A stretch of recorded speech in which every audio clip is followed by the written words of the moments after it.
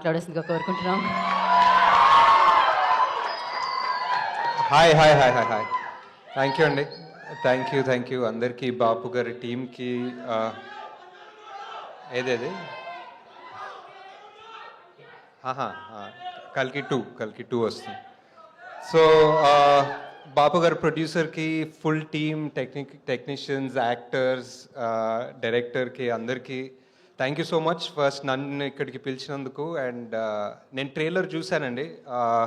Trailer చూసిన తర్వాతే బ్రహ్మాజీ గారు కాల్ చేశారు యాక్చువల్లీ. సో ట్రైలర్లో ఒక లాస్ట్ ఆల్మోస్ట్ టైటిల్ వచ్చే ముందు ఒక షాట్ ఉంటుంది. ఆ ఫుల్ ఫ్యామిలీ ఒక డోర్వేలో నిల్చొని అలా చూస్తుంటారు.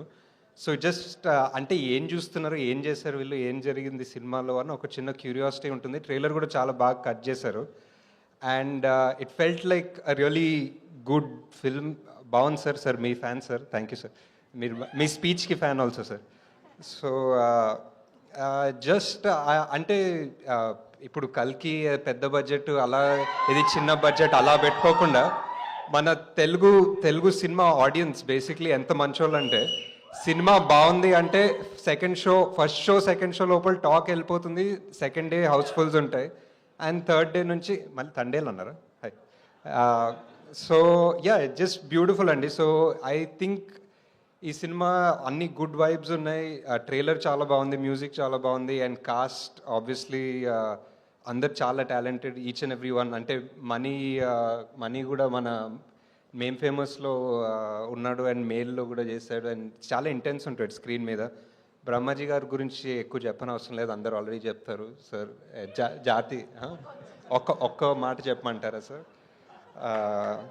మన డైలాగ్ ఏంటి సార్ జాతిరత్నాల్లో? నాలెడ్జ్ ఎంత నాలెడ్జ్ ఉంది సార్ మీకు అసలు సినిమాల్లో. So great sir. Wishing the entire team all the best. Thank you for coming. And will see you theatres 21st February.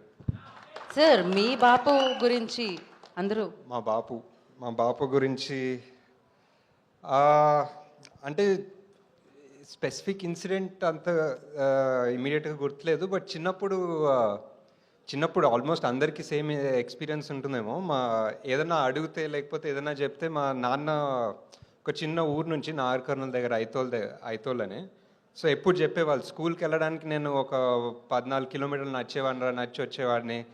నీకు ఇప్పుడు పెన్ కావాల్సి వచ్చిందా, పెన్సిల్ కావాల్సి వచ్చిందా అని చెప్పి చిన్నప్పటి నుంచి ప్రతి దానికి ఆయన చిన్నప్పుడు పడే కష్టాలు, ఆయన చిన్నప్పుడు కష్టపడి వంటలు చేసుకుంది, హాస్టల్లో ఉంది, అన్నీ చెప్పేవాళ్ళు. సో ఏంటి అంటే ఆబ్వియస్లీ ఏంటి ప్రతిదానికి ఇదే చెప్తున్నారు స్టోరీ అనుకునేవాడిని చిన్నప్పుడు. కానీ నాకు మొన్ననే అంటే నేను కూడా ఇప్పుడు బాపోయాను, నాకు కూడా ఒక పిల్లోడు ఉన్నాడు. సో 2-3 years బ్యాక్ నేను కూడా రిషి గారికి అదే చెప్తున్నాను అనమాట, నా చిన్నప్పుడు ఎంత కష్టం ఉండేది తెలుసారా నీకు అని. సో అప్పుడు వెళ్ళి బాపుకి హక్ చేసుకోవాలనిపించింది బేసిక్లీ.